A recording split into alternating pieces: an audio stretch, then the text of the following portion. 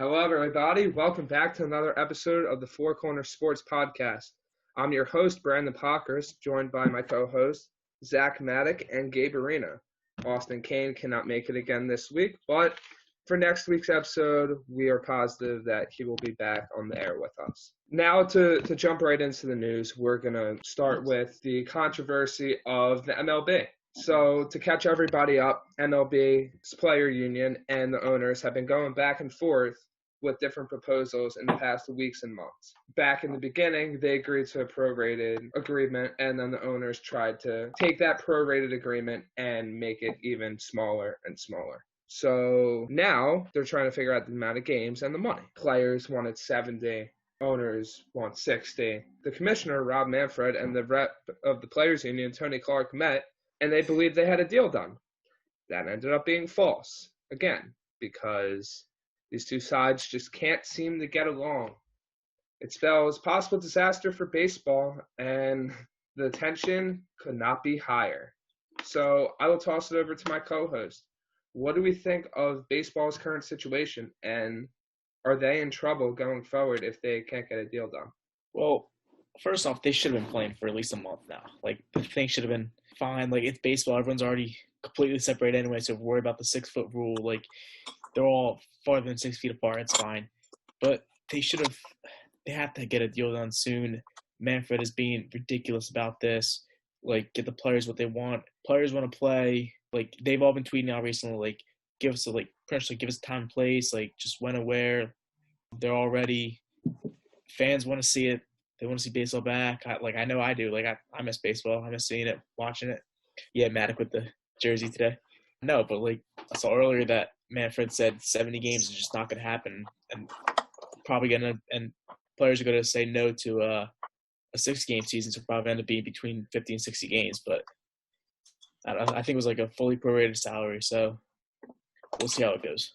The fact of the matter is the longer this drags on, the less games we will get to see before this whatever playoff scenario with expanded teams is going to happen, apparently before we even hit October.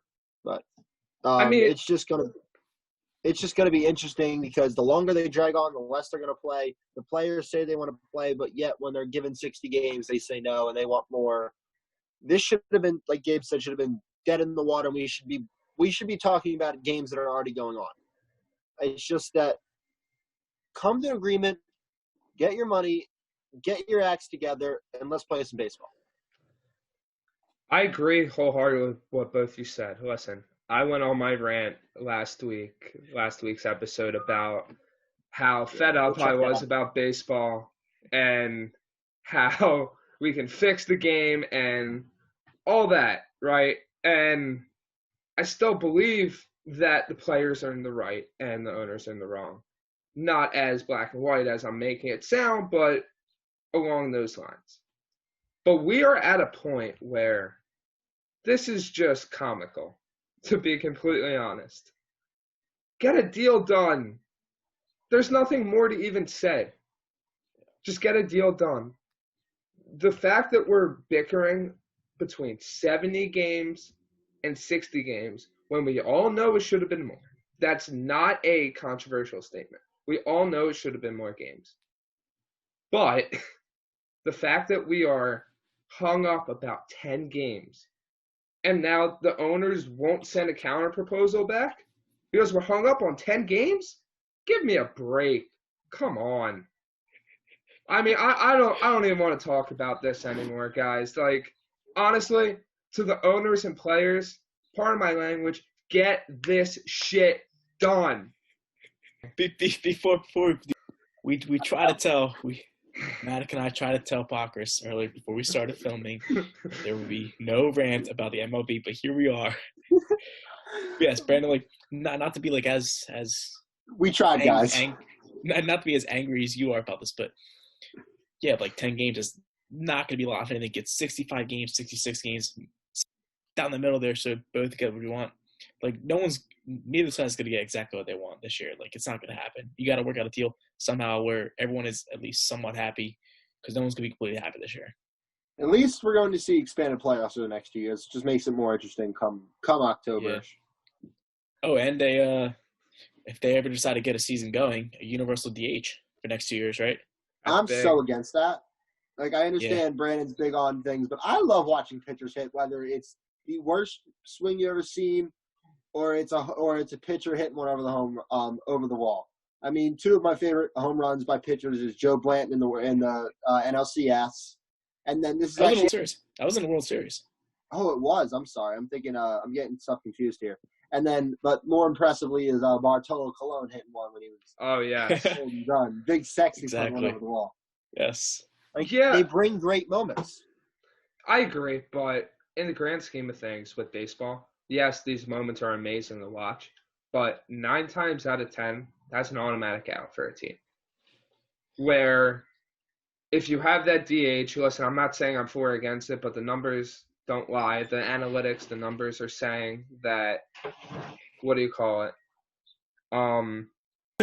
The DH, it's very beneficial for teams because it's more offensive production, bigger chance to win. You're not getting that free out, and you're not having to burn pinch hitters when you don't have to. Oh, okay. It's like, I guess you could bring this up then. Something I literally just thought of. If you want to bring a universal DH for the future, I guess you got to bring in more pitchers, right? Because, like, say there's those games that go in like 15, 16, 17 innings, and they bring in those position players to pitch. Like, that's pretty much free bases if you know how to hit 65 miles an hour. Well, I mean, in the game now, you can also get rid of the DH. I mean, that's like if you pinch hit for your DH, you effectively get rid of it. So that's already in the game. Yes, but I think Gabe was trying to talk about the line that if we're getting rid of pitchers hitting, we just need more pitching in the game because if these games have more offense and there's more ties, we don't want to see the backup catcher of the Chicago Cubs having to come in the 16th inning of a 9-9 game because they're just out of arms. Oh yeah, I agree. Expanding the 40-man, not the 40-man, the 25-man would be key if you do bring in the universal DH because you do need more pitchers to not have that advantage for teams that are getting to face these position guys when their pitching's burned out. Yeah, not only that, it'll just give arms an extra rest if they need it. Okay, so to wrap up our MLB conversation and now move on to a league with a competent commissioner and competent players. The NBA. Yeah. I don't know about competent players, but for the most part, yes. Okay, so moving on to that. They are coming back because they are smart and agreed to the deal because, money actually worked out. And they are going to Disney, obviously. We've gone over this on the show before already. They're starting up in Disney with prospective playoff teams playing a few games to organize the seedings and essentially running their games out of Walt Disney World and the surrounding area in Orlando.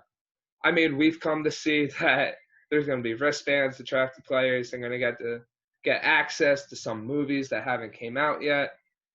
They're basically getting all the perks of living in Disney.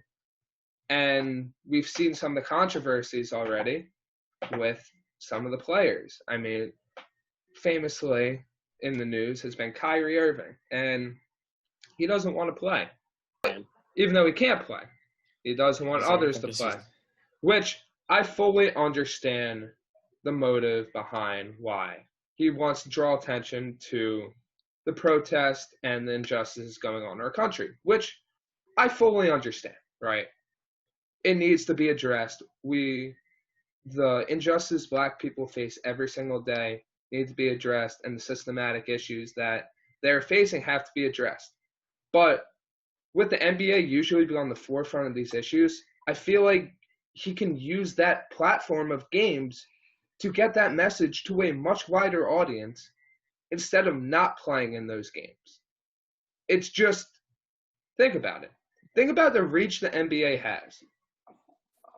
If you use the platform on that, won't it reach a much wider audience than a select portion on social media where people can tune that out if they want?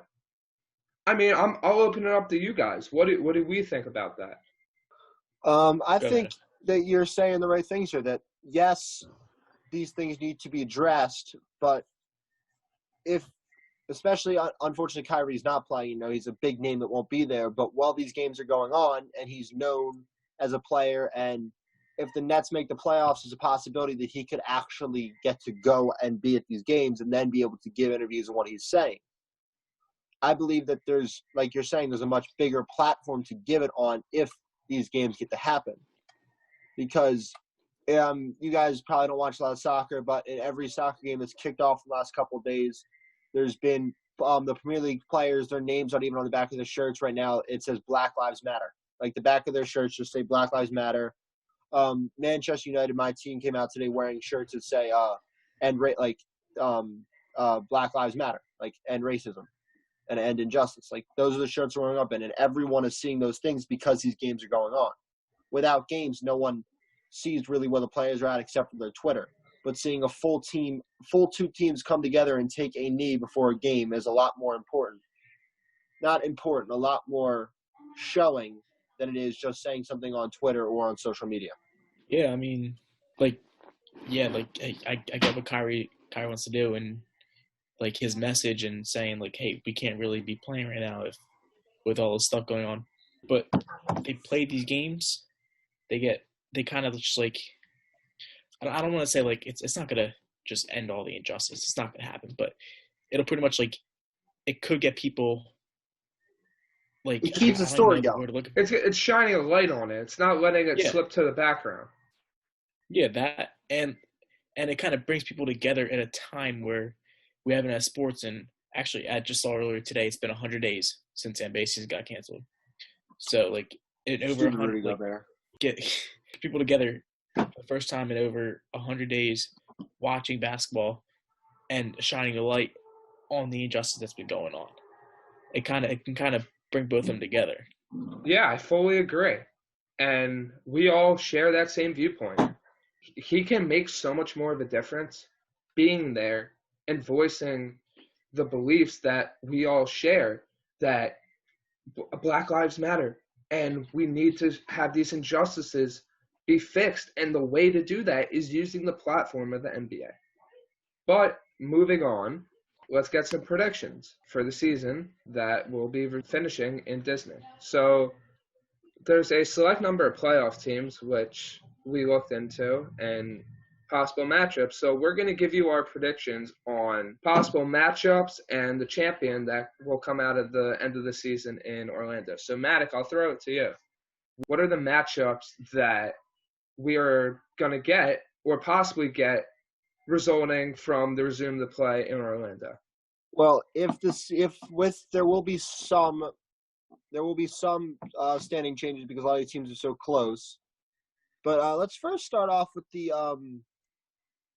teams that are on the outside looking in, seeing if they can make a spot at the 8th seed through the play-in game. Sitting in the 8th seed in the East is just Orlando, with just Washington hiding behind them. Do we believe that Washington, I believe, has to do 3 games better than the Magic or the Nets to sneak in? Okay. Do you think the Nets and the Magic are going to be able to hold off?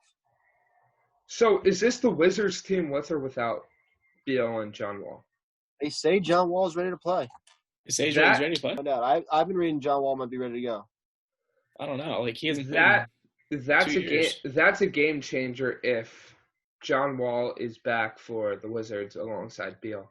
That is a duo that is incredible, electric, and just brings a lot of excitement to the Eastern Conference and could give some lower seed teams a run for their money if he's back.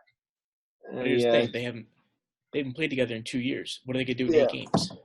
John Wall says he might play, but he's more focused on what's going on, like Kyrie is. So he's up in the air.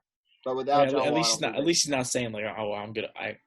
I would so give everything up for that. Like he's still kind of like on the board, like, hey, like I'll play as long as we get to talk about this stuff. Like I don't know. I think my predictions here. I think the only team the Lakers cannot beat in a 7-game series is the Sixers. I wholeheartedly believe that. So are we just going to jump right to our championship predictions? Not just yet. Let's go to the West. All right. We know where you are, because you're a little bit of a little Sixers biased. A little bit. In the West, chasing the 8th seed of the Grizzlies, Portland, New Orleans, San Antonio, and Phoenix, with Minnesota and Golden State watching at home from the West. Okay. Minnesota is what I think. Okay. They should be doing better than 19-45. First off, how was a Karl Anthony Towns led team 19-45? Injuries. It was injuries. They were hurt the entire year. Keep in mind, they also had Andrew Wiggins, too, so. With only one spot, it looks like, because the first 7 seem very set. You're looking at Portland and New Orleans both fighting Memphis for the spot with Sacramento and the Spurs and the Suns. I mean, there's a lot of teams going on here. That's going to be a hot pursuit. I like the Suns with Booker. I feel like he could carry them for a few games. I mean, Ja and Memphis, that's like... But can they hold on? I think they can. I think Ja, if he's been... I mean, then again, this is something that we haven't brought to attention. Who's been working out and who hasn't? Who's in basketball shape and who hasn't? Because we've seen pictures of certain guys. For example, Jokic, he looks slimmed down and ready to roll. And James Harden, on the other hand, looks like he is not in basketball shape whatsoever. So we have to, I feel like, take that into consideration that some of these guys, it might take a little bit to get back into basketball shape. And 1 or 2 missteps could cause them and their teams to lose out. And the last thing, what if one of these guys gets COVID? Yeah. Yeah. I mean, that can throw a crate. What if Giannis gets COVID? The Bucks is the 1 seed. They're done. They can't compete without Giannis. I mean, there's so many variables to take into consideration that it's so hard. Yes, we can make a prediction, but you could have something completely different than what you think right now. That Let's ends up being that by July 30th or 31st, every team is as healthy as they are right now, which means, of course, the Nets, Kyrie and KD are out. LaMarcus Aldridge is still out. John Wall is unavailable. As healthy as they are today, with what we know, what teams are going. That's how we should predict, because you can't. I mean, yeah, like you're saying, if Giannis gets it, it's over for the Bucks. We're going to say that they all stay healthy in Orlando because it makes better basketball. I agree. You could what if all day. So let's Personally, I think that the Trailblazers could really give the Lakers a run for their money in round 1. I don't know. I think you're talking. They've got both their big men back, and Lillard and McCollum. I think they took down the Don't forget Melo. Huh? Don't forget Melo. Yeah, I mean they've got a great squad. They took down the Lakers in LA once already. I know it's a long shot, but they're a team that in the 8th seed. We're looking at, I think, at least 6 games in a playoff series. Interesting. Very interesting. I don't know. I think. Yeah, I don't know either. I think if they can stay at the 9 spot or hold the play-in game over the Pelicans, or maybe we see Memphis falls apart and it's Pelicans-Blazers. Like, the Blazers are a great team. They just had a bad season. I think they could really, with some injuries, with everyone's back to full strength all of a sudden, could really make some noise. I don't know. They always seem to have a great team, but never answer those questions about how good they really are, because I don't know, they just always kind of struggle. I think the Pelicans will slide in there at the 8th seed and have a LeBron versus Zion round 1 matchup. Oh God, NBA executives would be flooring at that. It's their dream. It is their dream to see that happen, because they will market the hell out of that. Yep, for sure. The king versus the new boy on town. I don't think. Yeah, I think the first 7 seeds are kind of locked. I'm not sure about the order for the West, but I think it's really just they're all separated by like 2-3 games at this point. I think the 8 seed is between the Grizzlies, Blazers, and Pelicans. I just got to give the edge of Pelicans because of how young and talented they are, and basically because Zion. I think Zion, Brandon Ingram, and Lonzo can really carry them to the playoffs. I don't know about Lonzo. I've personally just never been a fan of Lonzo Ball as a player. I like his game, but I think that he's just been so overhyped that it's kind of like he's good. It's because of his dad. That's why.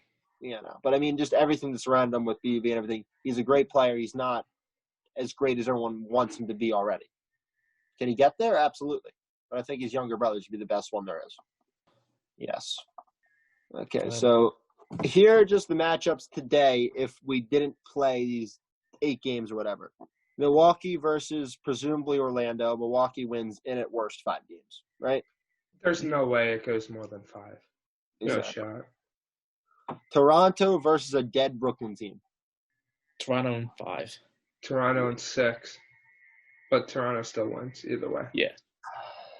Philadelphia, Boston. Philly.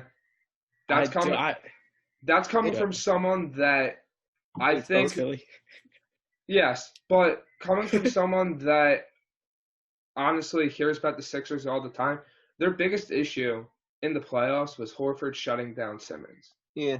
It was literally like you would watch a Boston Sixers game. It's like, okay, Simmons cannot drive on anybody when Horford was there.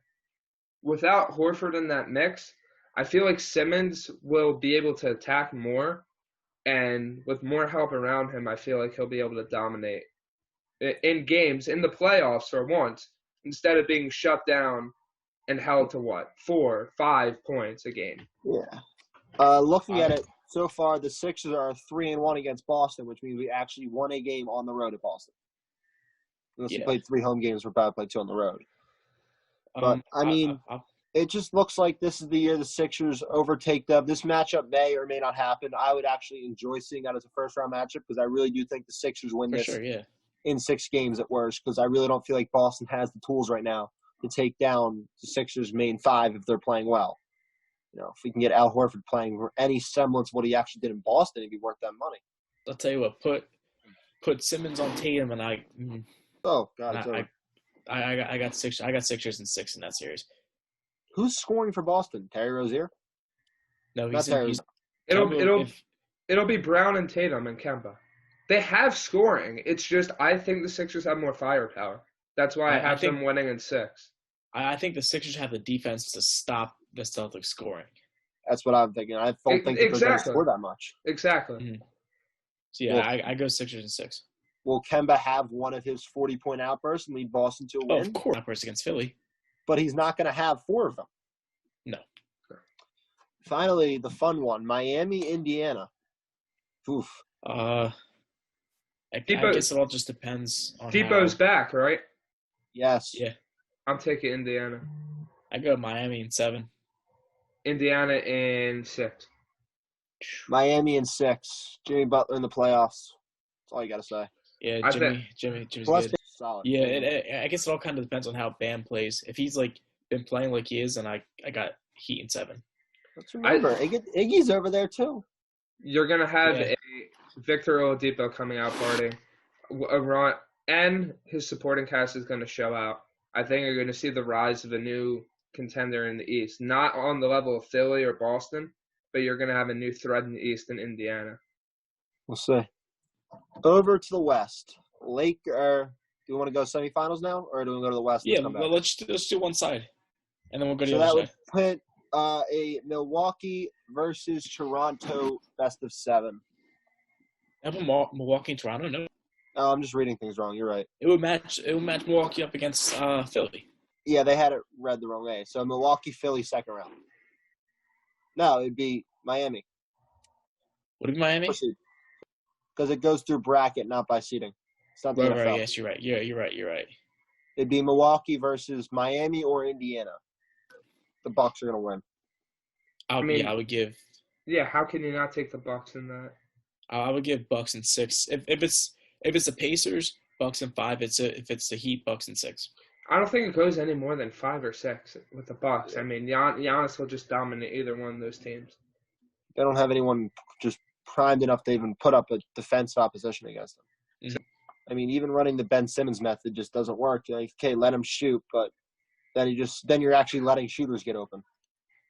And he's shown he can hit some threes. Not on Christmas. Yeah, Christmas was a different story though. Exactly. Okay, so that would then leave Toronto, Philly. Man, I don't.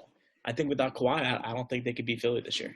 They always put up good matchups when they play each other. Like it's always a good matchup. But I think if Embiid puts up more than 0 points against them, I got Sixers in 6. Yeah, I don't see the Sixers having too much problem with them because I don't think they have just the firepower or the ability. Yes, they had an ability to actually, win away from home, which the Sixers did not. But if this is neutral and they play like they're a home team or some semblance of that and not their away things, I think the Sixers are primed for a deep playoff run and take Toronto out in 5 or 6. Like, I feel the same way you guys do. I think Philly's a really good team. I just feel like Toronto is that scrappy underdog team that'll push a team like Philly to the brink, where Philly won't really, quote unquote, be struggling with them, but the games will be close enough and they'll lose enough at the worst opportune times where the series will go the full length. You'll be watching the series, in my opinion, and be like, why isn't Philly just absolutely dominating? Like, it'll be one of those low-scoring, defensive, dominated series because, I mean, Toronto doesn't really have a huge, scoring threat. They're more low-scoring defense. And I feel like a team like that against Philly still has the upper hand, but the series could end up going the full length of 7. It's a bold possibility. Yeah. So that leaves Milwaukee versus Philly. And, of course, me and Gabe are slightly biased, but we do try and keep our best to stay. I think if they play Milwaukee, the Sixers play Milwaukee like they did on Christmas, Well, I think they're – what? Of course, yeah, I'm agreeing with you. Of course. They play like they are on Christmas. If the Sixers can pull out 4 Christmas Day games against Milwaukee, they'll win the series. But the question is, can they do that? They don't even need, 4 Christmas Day games. They just need, honestly 1 or 2 because they will win those close games. I think Ben Simmons can lock up Giannis, and if not Ben, then I think Al Horford is still able to lock up Giannis like he did last year in the playoffs. So if you have the Simmons-Giannis matchup neutralized, right, what supporting cast do you trust more? I think that's what it boils down to. And you trust Philly's supporting cast more than you trust Milwaukee's supporting cast. I feel like they have more superstars than Milwaukee does, yes.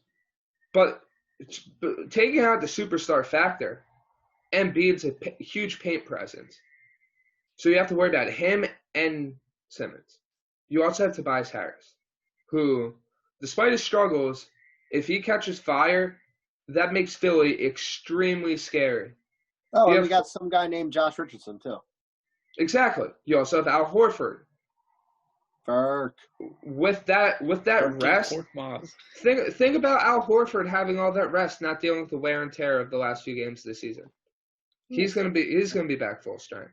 So you have a very good Philly core, where yes, Milwaukee has a great core of Middleton and other shooters around Giannis, but in my opinion, they don't hold water to Philly's core. And if you can shut down Giannis, the rest of the Philly team is going to dominate Milwaukee. But the key is shutting down Giannis. Can you do it for 4 games in a series? That's my biggest question with it. Because if they find a way to shut down Giannis for 4 games, then whoever comes out of the West is going to be in for a very tough series. My question is just asking this before we get to the West. How is it now if, let's say, we lose in the conference semifinals or the conference finals? Is it going to be put on the players or the coaches? Do we see Brett – if we don't get to the finals, do we see Brett Brown being fired? I think if the Sixers lose in the semifinals, Brett Brown is gone. Yeah, that's such a bad thing. You can't lose in the semifinals 3 years in a row. No. Just cannot do that. It depends how the Sixers lose. That he'd had. How do the Sixers lose these games? No, that's what I'm saying. It depends how they lose, and that'll be the determining factor in whether or not Brown's fired or the more the blame falls to the players. If it's a close game and it comes down to a split-second decision, a coaching decision, Brown's gone. If it comes down to, okay, we're having a log jam in the middle court, and we're not able to figure out, okay, we don't have spacing now because our two best players are log jamming in the middle of the paint, then you have to reevaluate how the team's built. But I feel like Philly would be able to circumnavigate those issues in the playoffs. But we shall see. It'll be very interesting. So let's go to the West now. Lakers versus Grizzlies, Portland, New Orleans. Lakers in 4 if it's the Grizzlies, Lakers in 5 if it's Pelicans, and Lakers in 6 if it's the Blazers. I'm going to go with same with Gabe with Memphis. I'm going to say 6 for New Orleans. Portland takes LA 7 games. Oh, Interesting. I really think that Portland's very underrated. I liked what I Oh, saw when they're first I don't know. I think they can take them 7 games. I think I'm going to have to go with Gabe's numbers. I don't see anyone taking the Lakers 7 games in the first round. I don't see that happening. I think we're going to see a lot of longer matchups in the West. I think whoever is the Eastern Conference champion is going to have played less games to get to the finals in the Western Conference champion. Oh, 100. The West is way too deep. Next matchup, 2 versus 7. Kawhi and Paul George versus Luka Doncic and the Mavs. Mavs are 7th? Yes, at the moment. Remember, things can change. Yeah. Oh, I don't know. I would go with probably Clippers in 7. Give me the Clips in 6. I think the Mavs are just here a year too early before I think Luka's really going. Him and Kristaps just need one more year to really get going. Yeah. Hot take alert from me. Give me the Mavericks in 6. Are going down in the first round. I think they It choke. depends what kind of Paul George you get. If we get like a regular season MVP type Paul George, then Clippers. If we get a playoff Paul George, then it's a different story. You're going to see why Luka is going to be the best player in the league in about 3 years. And Luka will definitely be top 3 next 2-3 years. Exactly. And you're going to see why Porzingis is still in the top echelon of players. You're going to see the European Revolution take down the Clippers. I really think that. I think they're a very good team that Yeah, they are. if they don't beat them, the series is going 6 no matter what. I don't see the Clippers having an easy task with Dallas. It's just there's no way I see that happening. Yeah, that's 7. I don't think Mavericks are going to go down without a fight. I think they're a fantastic team. I just think it's just a little too early for them. I think give them one more season, they're going to be a top 4 team in the West, and they're going to be battling old man LeBron for some titles. The 3-6 matchup in the West at the moment, which could switch because they're 3 games apart from each other, showing you how close this conference is the Nuggets versus the Rockets. What a matchup! Yeah, I would love this matchup. I don't know how. I mean, like, you got the Rockets and their small ball, but I don't know how Jokic is going to perform. Especially like, he used to be a ginormous body. He could probably just push people, but now he's like a skinny man. But who knows how much muscle he actually has? I would have to go with Rockets in 6. To speak to your current point, right? Talking about Jokic. Isn't Harden in kind of the same spot? Didn't Harden lose a lot of weight too? Yeah, he lost like 20 pounds. Okay, so you're dealing with the team's 2 best players and not being in normal basketball shape. Actually, it might work to Harden's advantage being a little lighter just because, you get touched a little more and he'll just go flying a little more and, make it harder for the refs not to call the fouls all the time. Yeah. I just think that how much can this small ball really work? Just early in the it might work the first couple of games of this, but coaches are going to realize, okay, their tallest players are like 6'6". Let's go with our biggest lineups and see what we can do. The Rockets don't have a center, right? Yes, they don't have anyone over. Covington's 6'9", I think. Yeah. I just think that it might work for a game or two, but who's coaching the Nuggets right now? Does anyone know off the top of their head? No. I forget his name. Well, he's not a dumb know who guy. it is. Put it like that. I'm Yeah, pretty sure he's a he's good guy. It's Michael Malone, right? He's not an idiot. He'll figure out how to get. Isn't Paul Millsap pretty tall? If you have Jokic and Millsap firing on all cylinders, there's no way that they're going to have the height to stop him. We also might see these be the most highest. This might be the most highest scoring games of the round because the Rockets are just going to say, "Okay, score," and then we're going to shove it right back in your throat with Harden and Westbrook. Yeah, definitely. This is a 7-game series, and honestly, I'm considering this is just a flip of a coin. I mean, you could argue how these teams are very evenly matched, and like Maddox said, the Nuggets could go with a very height-based lineup to combat the small ball. I'm going to have to go with Nuggets in 7.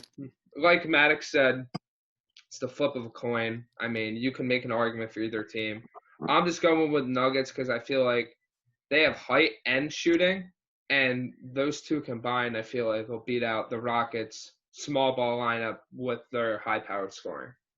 And 7. Did I say 7? If I had to choose in a game 7, I'm taking the Rockets just because of the fact that first off, rather watch them keep playing the playoffs, and second off, I think that Harden and Westbrook might actually, pull together these peak playoff performances they're looking for their Hall of Fame resumes. And finally, the interesting one, Mr. Coronavirus himself of Gobert and Mitchell versus old man Chris Paul and the rest of the Oklahoma City Thunder. These teams are separated by a game. They're separated by a game. I don't know. The odds of these matchups staying where they are very low, but we're just going to predict them. Less is crazy. I guess kind of what you guys are talking about, like the flip of a coin. And if I had to choose for game 7, I would choose the Thunder. I'm going to go opposite just because of the main 2 players on each team actually played the same positions. I believe that the best 2 on the Thunder are Adams and Chris Paul, while the best 2 on the Jazz are Gobert and Donovan Mitchell. Yes, Bogdanovich is out, which hurts, but I think the Jazz are more primed to take down the Thunder in 7 games. I really don't even know what to go with this one. I feel like these teams are really evenly matched. That's why I love the West. You can make an argument for either of these teams and basically convince me either way. I feel like Donovan Mitchell coming into his own with Gobert. I feel like they're going to not overpower the Thunder because they're so evenly matched, but they will outlast them in 7 games. Keep in mind, though, I remember seeing before that Jazz players do not want to play with Rudy Gobert anymore. And they're getting past that. I've been reading a lot of reports that Mitchell and him have started to make up and, are actually speaking. Yeah, but how is that going to translate to the court, though? Hopefully, with all this stuff, they can realize it's basketball. We got a job to do. Let's get it done. With everything that's going on in the world, we got basketball to play. Let's get it done. It's our job. It's what we get paid millions of dollars to do. Let's do it. Let's win. And we can focus on stuff after the game is over. Okay, so that would leave the Jazz Thunder to play the Lakers. Yeah, it's really not good. Lakers in 5. Lakers in 4. I come on. Lakers against the Thunder 4. Give me 5 or 6 against the Jazz. I don't think either of these teams give LA a run for their money. I mean, it doesn't go more than 6 at the absolute max. It goes 6. Exactly. 5 max. But here's the fun one. You got the Clips playing. Sorry, Brandon. We're going to choose the Clippers here just to keep it going. Clippers against either the Nuggets or the Rockets. I think if it's the Rockets, this is over in 5 games at best. The Nuggets pose a different threat, though. I think with there being more height and just a different scenario, because, if it's the Clippers, you're just going to see Kawhi and Paul George go guard Westbrook and Harden, and it's going to be over. But if the Nuggets pose a little different because their skill sets are different. I think if it's the Rockets, it's not even close. Because we're forgetting another part of the Clippers' defense, Patrick Beverley. Hey, good point. Patrick Beverley is a shutdown defender, and he's played with the Rockets a lot. So I feel like that defense on a team with a small ball lineup, that is a terrible matchup for Houston. They do not want to see the Clippers in the playoffs. It completely contradicts all they're trying to do on offense. Would it be better to see the Lakers, though? That's the thing. Like, you built this team knowing you're playing one of those two in the second round. Like, I'd rather play LA, the Lakers. I made sure to say the Lakers because as good as the Lakers are, they are not a defensively dominant team. The Clippers are. But just looking at standings right now, they either would need to fall back a couple, literally lose 2 games, and they would see the Clippers in the first round for Houston, or they win 1 game and they're facing the Lakers in the second round. It's just, they're so close. They could see they built it for the Lakers, but it could be the Clippers just as well if they even get past the first round team. Let's talk about Denver playing LA, though. I like this matchup. I didn't give my prediction there. You guys always forget about me. I'm sorry, Gabriel. I mean, it's kind of gonna be short because it's just like you guys. It's okay now. It's Clippers in 5. It's the Rockets. Okay, may I go back to what I was saying now? Yes. All I ask is that you give me my time to speak. I will. Denver poses such a different team. Like, it's not what the Clippers are set up to do, but I think that if they're still the Clippers and they're expected to get there, it's like, it's not what they want to see, but it's something they should still beat. If you guys understand what I'm trying to say. Yeah, I got you. So, Gabe, what is your take on Clippers in the second round of the conference semifinals? The Clippers face the Nuggets. I do think Clippers would win the series. I think it'll be 6 or 7 games, only because you could have Jokic putting up a 30-point triple-double 1 or 2 of those games. But you also have who's gonna guard him in the paint? Harrell, he's not big enough to guard Jokic in the paint. You got to have a bunch of shooters. You got to have Paul George and Kawhi covering too. So it's not as going to be an easy matchup for the Clippers. But I do think Clippers win in 6 or 7. Yeah, I'm kind of there with you on that. Yeah, I feel like the Clippers, even though the Nuggets pose an interesting threat, I feel like the Clippers are still pretty good. And they will just outlast Denver for whatever tricks they're throwing at them in the series. I've got one question for you before we get on to the conference finals, because I've been thinking about this. What team in the West do the Lakers not want to see before the Clippers in the conference finals? Out of wherever the standings are, out of the Grizzlies, Mavericks, Nuggets, Rockets, Jazz, City, Trailblazers, Pelicans, which team do the Lakers want to avoid out of whatever reasons whatsoever? They want to avoid the Mavericks. All year. This year. All year. It has to be because they are a high-power scoring offense, and with the star power they have, Doncic is incredibly good. And if you're the Lakers, you don't want to – in your first-round matchup, you don't want to be in a high-powered scoring just duel every single game. And that's what it was every time they played them this year. Yep. Now, my answer would have been the Jazz if Bogdanovich was playing. But, unfortunately, he's not. I think my answer stands with the Trailblazers. I really think that a Trailblazers-Lakers is the last thing the Lakers want because of what, even without Collins and Nurkic, what the Trailblazers were able to do. And now you put some semblance of actual defense on Anthony Davis. This could be going somewhere. Yeah. And now, conference finals, L.A. In L.A. Or not in L.A. anymore, but you know what I mean. L.A. and L.A.? Wait, you mean in Orlando? It's still Disney. Yeah. Unfortunately, we didn't get a 7 game straight in the Staples Center, which would have been fun. Oh, that would have been fantastic. See, here's the thing. Yeah, if it was in the Staples Center, I would get Lakers in 5, but I'll give Lakers in 7. Really? Yeah, over the Clippers? Yeah. Why the change in games by 2? They play in the same stadium. I know, but here's the thing. If you watch their matchups this year, there were so many more Lakers fans than Clippers fans. That is true. Plus LeBron in the playoffs. You didn't see him last year. This year, it's going to be a 100% different story. He's coming for that 4th ring. He's ready for that, and he'll destroy anything in his way. After the last dance, all LeBron wants to do is win. I don't know. I personally would like to see the Lakers lose. Not the biggest LeBron fan. I think it's time we see some other people play in the NBA Finals some more. I would rather see the Clippers with Kawhi and Paul George play anybody, personally, because I think it'd also be easier for the Sixers. So you said you say you want to see someone different in the finals, but you want to see Kawhi 2 years in a row. Yes. LeBron's been there for 7. He's been there long enough. He wasn't even in the playoffs last year. Yes. He made 7 straight finals, wasn't it? 7, 8, 12? What was it? 8. Jordan also never lost, so I personally do think the Lakers will oust them as much as I'd like to see them lose.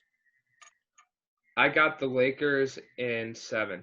There's no way this game goes any less than. There's no way the series goes any less than 6. I don't even think the key of this game is LeBron. I think it's Anthony Davis. It is Davis. Who's stopping him? Don't say Kawhi. It's not Paul George or Kawhi. Does that mean is Montrezl Harrell the guy guarding Anthony Davis at this point? Wait, Zubac, the dude from we're talking my dude from Duke, right? No, I don't know. Yes. He went to Duke then. He was the guy who missed the free throw on purpose when Gordon Hayward's shot went in and out in the finals in 2009 or whatever, 2010. Yes, that's Zubac. All right. Dude can't move. Anthony Davis will be dropping 45 a night in these playoffs. Yeah. Yeah, that's a fantastic point. In all honesty, LeBron just going to play facilitator and say, Anthony, here you go. Drop 30 a night, and we're going to win this easily. Exactly. Unless the Clippers find some physical way to stop Anthony Davis, this will be over in 6 games, and we'll be seeing Lakers in the finals, just like everyone expected. I would say bully ball, but, Anthony Davis can shoot free throws. Okay, so now let's pose this as I think we've taken the Lakers as the presumptive West nominee, and let's match them up with our 2 East favorites in the Bucks and the Sixers. Personally, because, if the other Sixers show up in the playoffs, there's no shot they're getting past the first round. Yeah. I'll start. Let's talk about the Bucks first, and we'll talk about the Sixers. Yes. So I do not think Giannis can beat LeBron in a 7-game series. I think he win 1 or 2 games, but I think at most not a game is 6, and I think the Lakers win in 5 or 6. Well, now it switches because now you're more worried about LeBron because Giannis is going to take his time guarding Anthony Davis. Does that mean Chris Middleton is guarding LeBron James? Yes. That's a nightmare. That is an absolute nightmare.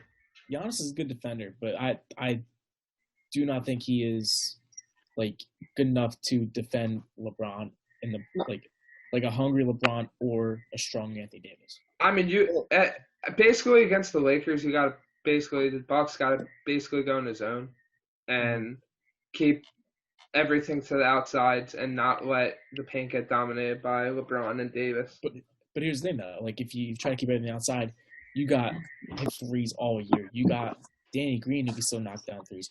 You got Danny Green, probably the best big man shooter. He's not as good a shooter as Anthony Davis. So that's the only thing. Of course not. I wish. Yeah, we do. I personally think that Giannis, there's just not enough firepower. The Lakers just have more. And yes, they do somehow win the matchup of Dwight Howard versus Brook Lopez. I'm giving that to the Bucks. I just don't think that once again now you're looking at the 2-headed monster of Anthony Davis to just torch the Clippers. LeBron is going to be coming in hungry. But the one thing I do want to see after a long layoff and not too much time to get back into full basketball shape, does old man LeBron have enough in the tank?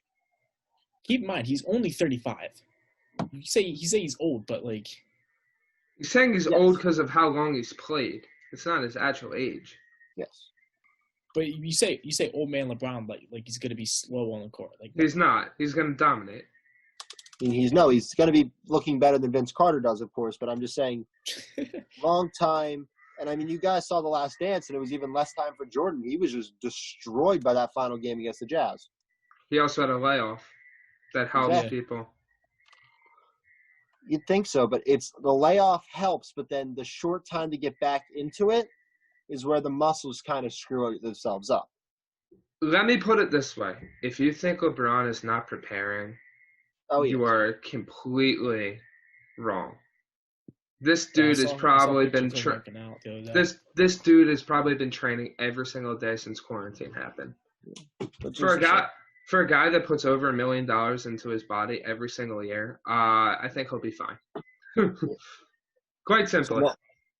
So now, Sixers, Lakers, NBA Finals. LeBron's two choice teams up and get it in the finals. What do we see happening? Gabe, you had already said that the Sixers are the only team that could take them, so why don't you give us why the Sixers could take down the Lakers in an NBA Finals? Well, I do think the Lakers are the Sixers are the only team that the Lakers cannot beat in 7-game series. First off, if you've seen the matchups throughout their careers, Embiid just dominates Anthony Davis every single matchup they play. You got Ben Simmons who is looking in the best shape of his life. He's fast, he's strong, he's quick, he's going to be a defensive player of the year candidate for sure. He has to be, along with Anthony Davis. But I think if you get Embiid in the paint, who I've been seeing has been working out 6 days a week, like he's been putting in the work. I think he's getting stronger. He's getting a lot better. I don't think he needs to shoot. I think he needs to dominate the paint where he belongs. And you can have like LeBron cover Ben Simmons and AD cover Embiid, but who's going to cover Tobias Harris? Who's going to cover Josh Richardson? Who's going to cover Al Horford? Who's going to cover their bench there? Like you got guys who can come off the bench and just score. So I would say Sixers in 6 or 7. I'm going to have to go with Lakers in 7. It's going to be tightly contested. I just feel like the Lakers have a little bit more wherewithal and playoff experience that they'll be able to outlast the Sixers. But the Sixers are going to be there for a while, especially with how Simmons and Embiid are going to keep developing and the core they have around that team. I'm not saying it's a toss-up, but it would be a very close matchup that I would be very interested to see. Yeah, definitely. I'm just trying to break it down in my head, matchup by matchup. I mean, of course, I'd love to see my beloved Sixers win a championship, and then hopefully, there'd be a parade somewhere that we could go to. Coronavirus, but I think that it's the team that actually has a little bit of ability to stop both the two-headed monster, like you said. It's just they have the size and speed and offensive and defensive wherewithal because Simmons can guard LeBron, and you can put you can put Horford or Embiid on Davis, and I think you can switch it up because maybe third quarter you let AD get a little more free on Al Horford because then you're resting Embiid for the fourth quarter. I think Richardson and Tobias Harris are going to be the true X factors of this thing, and they're going to decide how they play, whether we're going to see the Sixers be heading home in 5 or we're going to be seeing a 7-series game with how well they play. I think the Sixers can absolutely take this in 6 or 7 games. But it really comes down to the littlest of details, littlest of planning, littlest of things for Brett Brown and company. Yeah. I'll tell you what though. I was talking and to my friend, and we decided that this year will be the year that the Sixers and the Flyers both win because we will not be able to go to parades because of Corona. All right, so that was a great NBA session, great NBA talk. Got all our predictions for the upcoming resume the play for the league. Maddox, something else you want to say? I got one more question. This one's just for Brandon. When are the Knicks going to be a playoff relevant team? Not an 8 seed slurping in on the stupid East side. Legitimate playoff contenders. When James Dolan sells the team. So 2035 people. Yeah. Or when he just is gone. Whatever comes out. I'm saving my rant for this last little bit of the show.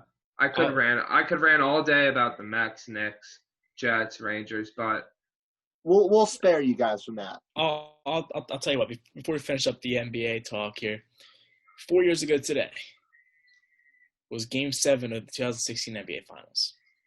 Ooh. LeBron's Game 7 block, legendary block, legendary Kyrie. Yeah, just absolute clutchest free throw of all time. 100% the clutchest free throw of all time. Incredible. Absolutely incredible. So to move on from the NBA talk, and I want to finish the show, but this last thing that has to do with one of my favorite teams. Jamal Adams, the superstar safety of the New Watch York out, guys.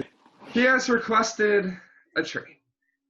Now, on the surface, it would seem like this is just a normal player that wants out or just wants his contract. But being I am a Jets fan, I can tell you that this is no normal situation. Jamal Adams is the self-proclaimed president of the Jets. He is the self-proclaimed team leader. Jets, and he deserves everything he gets. Jamal Adams has 3 years left on his contract. Jamal Adams has come out and said that he wants to be in New York for life. So why, when the Jets have consistently said that they will pay, they will give you the contract you want, are you all of a sudden airing every single grievance out on social media? Why, if you're Jamal Adams, are you complaining about not getting a contract, but then listing teams of contenders that you want to go to and won't immediately ask for a contract while going there? I'll tell you what, like, why, if you're Jamal Adams, do you self-proclaim that you're going to change the culture of the New York Jets and turn them into a winner and then run out on the team? How long has he been there now? 3 years? 4 years? Jamal Adams is a fraud. Jamal Adams does not deserve the title of being the Jets' captain and leader. Jamal Adams, understand that there have been Jets fans before you got here, and we will be here long after you are gone. So, understand this team will pay you. And we do understand that our ownership sucks. We all know it. For a long period of time, it has been crappy. But don't act like don't act like the self-proclaimed savior and then run out to a team like the Eagles and don't request a contract right away. So I open up to you guys. Can you guys talk me off the ledge? Because I'm about to jump. Okay. Are we allowed to talk now? Gabe, I know you've been saying, but I just have a couple things I just want to state. First of all, this is the most relevant the Jets have been since the butt fumble. Let's just start there. The Jets have not done anything. I think he realizes that unless a lot of things change in New York, he's never going to win. And players want to win. They have not done anything since he's been there. And yes, apparently Mr. Ghost Seer himself, Sam Darnold, is improving immensely and can take over this offense. But I think Jamal Adams realizes odds are he's not going to. It's going to be 7 more years of mediocrity, and he doesn't want to spend the first 9 years of his contract of big money and then just not to win anything when he can go and take maybe a slightly smaller deal and go on a team who's going to be in the playoffs every single season. But if you call yourself the team leader and all that, you can't just walk out on your team. You can't just say, I'm going to be the culture changer. I'm going to bring us back to prominence. And then just walk out on your team because you're not getting your way. That's being a diva. That's not keeping true to your word. And I understand he wants to play for a winner. But the Jets aren't improving under Joe Douglas. Teams aren't fixed in the snap of a finger. It just doesn't work like that in the NFL. If he was in it for the long haul, if he was truly dedicated to committing to the culture, he would not be saying, I'm out. I'm done. But he is. He's not the leader he says he is. From what he said, he is a fraud. Gabe, take this one. Am I allowed to talk now, or Go. Yeah. I think he finally realized that he's playing for the Jets. And he will never win anything for the Jets, and wants to go to a contender, like Maddox said, wants to go to a contender. Like, he's listed a bunch of teams. He listed like the Chiefs. I think he listed the Ravens. He listed the Eagles. He listed the Cowboys. who are going to be teams that are going to be in the playoff for consecutive years, and you just don't see the Jets doing that anytime soon. Like I get it, like Tom Brady's out of the AFC East now, so there's no, but like the Patriots are still Bill Belichick. The Patriots still going to be competing for a playoff spot. So with the Bills now, the Bills look a lot better. They recently added Diggs. That like they're ready to go win the East now. I just don't see you got the Dolphins who are improving. I just don't see the Jets making those moves to make them that AFC East team to beat. Okay. In terms of what every team in the AFC East has, whether it's coaches, administrators, players, game planning, the Jets are the worst team out of all four. Yeah, keep in mind, the Jets still have Adam Gase as their head coach too. So that's enough right there to make everyone want to be traded. Okay, listen. I hate Adam Gase more than anybody. Anyone who follows my Twitter account during a Jet season will see probably that I retweeted about 15 tweets saying Gase needs to go and he's the worst coach to walk planet Earth. Listen, I understand that. I understand the spots the Jets are at. But when it comes down to it, you can't be complaining about the money on a contract and then say, oh, I'm not even going to ask for a contract if I get traded to this team. It doesn't – if you're the leader of the team, what is that saying to the rest of the locker room? That's where – He's not wrong. Jamal Adams is the best player on the Jets by a country mile. He's the only one with actual trade value. That is false, but okay. Le'Veon was the only one who had something, and he didn't look good. C.J. Mosley's old. Jamal Adams is the best player on the Jets by far. It's not even close. He's the one that could actually get them things if they were to trade him. Okay, you can keep your opinions to yourself, but it just doesn't look right. You can argue that too. And listen, it's just with Adams, you can't be this self-proclaimed leader if you're going behind your teammates' back and essentially being a diva by saying, "Oh yeah, I want all this money. I want $20 million per year or more at the safety position. But if I get traded to this team, no, I don't need a contract." Come on. Because in one, he can actually win. Come one, on. he just makes money. Remember seeing this stuff about Earl Thomas? Like, he won his money. He didn't get his money. He got hurt. Look at that. He never played for Seahawks again. I understand all of this. Listen, you guys are bringing up very valid points. But as a Jets fan, seeing it from a Jets fan perspective, right? It's what is it say? What it's saying to the fans. It's like all the times you said you gave a shit about us, all the times you said you were going to lead us back, you didn't mean it. He might have, and then it just got worse. It's like you Then he didn't. realized he's playing for the Jets. It's like you didn't mean what you were actually saying. That's what I'm gonna wrap up my 3 to 4 minute rant about how pissed I am. 30 to 40. Okay, I'm going to leave us with these last remarks about this whole thing. And Brandon, don't kill me.